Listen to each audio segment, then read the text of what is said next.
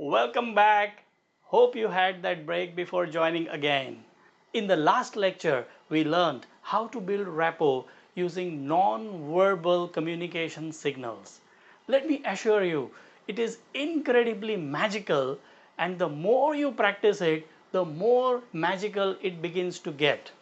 In fact, I almost forgot to mention over here that once you have finished looking at all the lectures in this course, it would be worthwhile to come back and revisit all these lectures and notice the language patterns that I am using right now on you during this course when you have begun to understand various language patterns through the duration of this course. Okay, now think of a situation where you are explaining something to a friend or a spouse, maybe your husband or wife, or your colleague or boss at work, and as you are explaining your point, they are shaking their head in disagreement and then argue on your points. What could have gone wrong here? Perhaps the rapport was not strong enough. What if you can add an even more powerful element of rapport building using your language? Or suppose you want to simply establish rapport with someone through emails or perhaps in a presentation or public arrangement, public speaking arrangement, or when the listener is not physically present near you. You see, the rapport building techniques involving non-verbal communications using the physiology are extremely powerful when you have the person sitting or standing in front of you.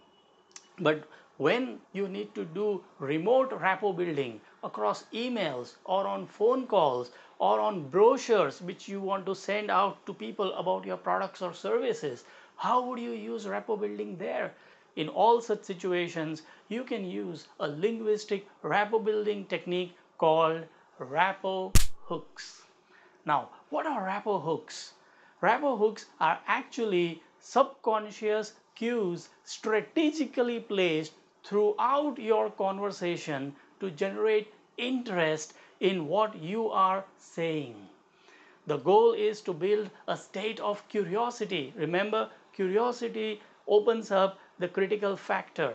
So the goal is to build a state of curiosity and the listener feels a strong urge to know more. In that state, the listener is totally willing to bypass their logical reasoning abilities and put their conscious mind to rest. That's right. You see, when you meet someone, the natural urge is to state your key points as well as your perspective and your explanation for or your justification for those points right away because you're worried that you might lose them, you might lose their interest. There is no place for desperation or rushing to your point when you want to genuinely influence someone. Why? Because when you are desperate, you automatically fall to a lower pecking order in the relationship, and people don't listen to someone from a lower pecking order. You understood? Understand that people always respond to a higher pecking order. That means if your position in the discussion is of strength or equality, then the chances of them listening to you become much, much better. Rapport hooks provide you with that ability to elevate even an ordinary conversation to a higher level, making your listener seriously interested in you irrespective of your pecking order. Now, isn't that interesting? So, let's dive straight into rapport hooks. How do rapport hooks work? Well, now before I go into this, I want you to listen very carefully because this is a very important concept. It seems that in order for the mind to process any information, it needs that information to be organized in a specific structure and order.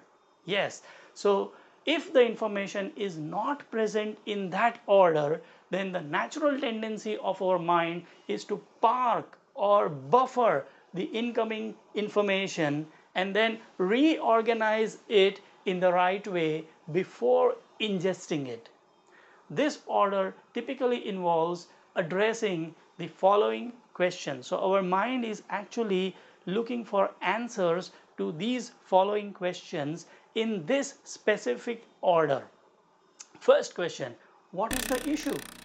Second, why is it important for me to listen? Number three, what is the solution for that issue? Number four, how does that solution work, or how should someone go about doing that solution? Number five, what if this solution is not implemented and the problem is not fixed? Here, the intent is to find out what is the consequence of not solving that problem. Okay, and then what will be the final outcome if that problem is solved? What will be the benefit? What will be the gain? Or what will you finally get out of that solution? So now, if you know this sequence, then the easiest way to build rapport hooks is to purposefully omit or remove or displace several of these intermediate information points and present that information in any random order. Any order except this specific order that the mind expects and needs. Now what would happen because of that? As soon as you mess up with that order of sharing information, the conscious mind begins to park that information, the incoming information, and gets overloaded while trying to organize it. This causes a whole lot of curiosity and impatience as the mind needs to have the missing bits, just like trying to solve a jigsaw puzzle. Now, you can amplify the impact of rapport hooks even more by converting some of the facts from a normal form of a statement to a question. You see, questions make the mind get all the more curious. Let me give you an example of how rapport hooks work. Let's say you want to tell a friend about a restaurant where he or she should go for dinner. Now, the normal sequence in which the brain likes to receive this information is, what is the issue? The issue is you are looking for a unique place to go for a dinner. This place has a food festival going on this week, and that will make your dinner experience superb.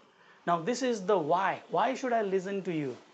And then the third one is, there is this wonderful place called Blue Dragon which you should try out. It has amazing ambience and they serve awesome oriental dishes. So this is again why. Why should you go to that restaurant? Next, just take a cab towards the waterfront and it's just 15 minutes from here, almost next to the Grand Marina Gate. So this is where we are talking about the how. How should someone reach that restaurant? And then if you miss this chance, the food festival will not come again for a while and it will just be an ordinary experience in any other restaurant. So this is where you are talking about the consequences of not going to this restaurant. And then finally you go to the outcome. So here you say your partner will thank you for taking them there and will remember you for this experience with love, right? So let me now repeat the whole thing in one go just so that you get to understand the impact. You are looking for a unique place to go for a dinner. This place has a food festival going on this week and that will make your dinner experience superb. There is this wonderful place called Blue Dragon which you should try out. It has amazing ambience and they serve awesome oriental dishes. Just take a cab towards the waterfront and it's just 15 minutes from here, almost next to the Grand Marina Gate.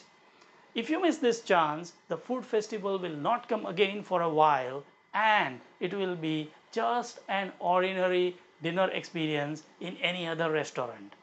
Your partner will actually thank you for taking them there and will remember this experience with love. So now this is the normal sequence in which you can give information. Now it might sound interesting, but actually it is very flat. So what if we randomly changed the order of delivering this information? How would that sound then?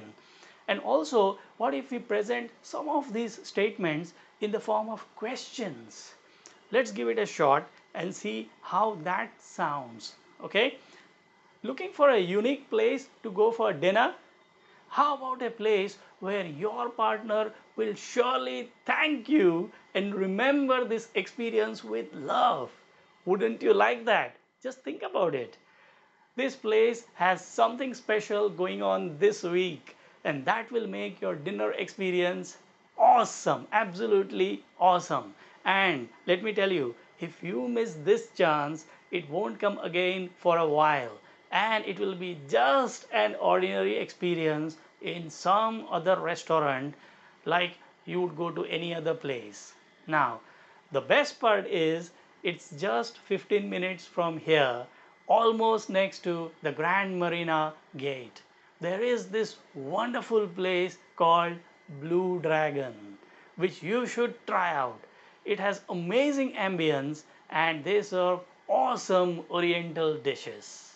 Now, did you notice the sequence of information in the second version was either misplaced or moved around a little bit compared to the sequence that we had originally spoken, and the version was incomplete and several details were missing, although in the end we covered all of them eventually.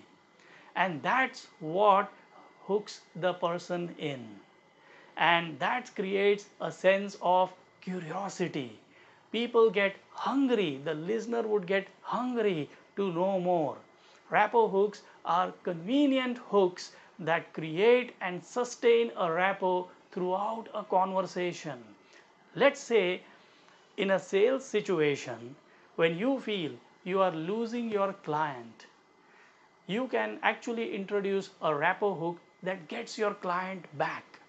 You will ultimately provide all the necessary details, but you can make your client work to get that information. That's right. Let's think about a situation. Let's say you are a salesman presenting your product or service to your customer. You could say something like this using the concept of rapport hooks. How would it be if your clients are getting better and faster services with more satisfaction, and along with that your own staff feels more relaxed, working lesser hours, and all of that at a reduced cost? Now, would you be interested in faster services with lesser efforts and less costs? The key thing is, if you don't find a solution fast enough, it's not just going to affect your profitability, but it will also make you less competitive. Now, there is a way you can achieve all these goals easily by using a software product that automates most repetitive and mechanical tasks and saves you time as well as money. And the best part is it is easy to plug into your existing systems, and we will arrange for our experts to study and recommend how and where it can be installed. How much time and efforts it will take. We'll all do that for you. Now, would you like to set up a meeting to know more?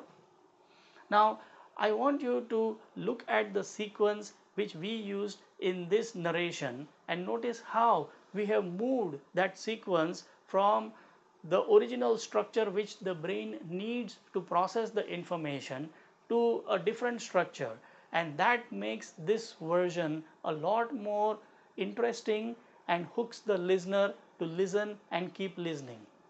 So, how do you know that rapport hooks actually work? Well, the one and most important signal that gives you an idea that your rapport hook technique is actually working is when the client starts asking questions, especially when they start asking questions out of the blue. That's a sure shot sign that the client has got hooked. There is a solid state of curiosity which you have managed to create, and that means the rapport has been established. Let me also tell you a variation in this technique.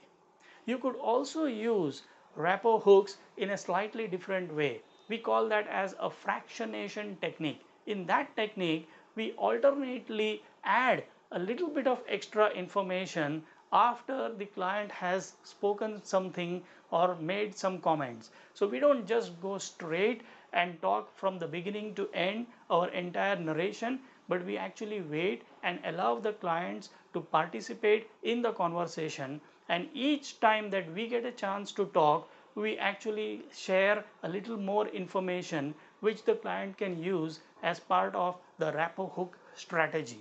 This is also known as the fractionation rapport technique, and it works very powerful.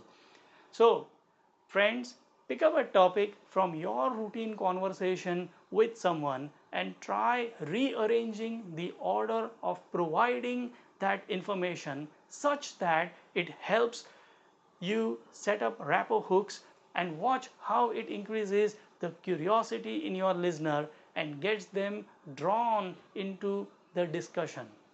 Let's say you are a recruitment professional persuading a candidate to join your organization, or perhaps the other way around, you are a candidate convincing your would-be employer why they should take you.